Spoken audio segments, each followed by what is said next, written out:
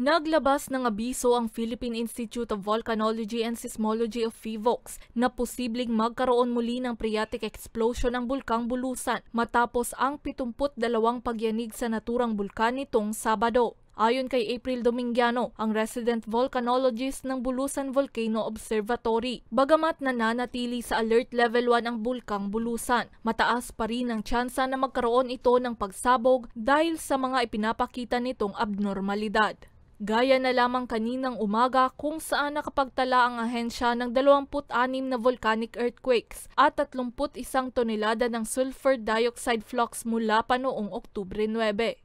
Sa kasalukuyan po, may increased chances po. So may possibility po na magkaroon ng steam-driven or phreatic eruption kagaya na lang po nung naganap po itong April of 2025. Papakita pa rin po or patuloy pa rin po tayo nakakapagtala ng mga volcanic earthquake na maaari po natin maugnay sa pagbibitak-bitak ng bato sa ilalim ng Bulkang Bulusan. Nilinaw din ni Domingiano na wala namang koneksyon ng sunod-sunod na lindol sa nagbabadyang pagsabog ng Bulkang Bulusan.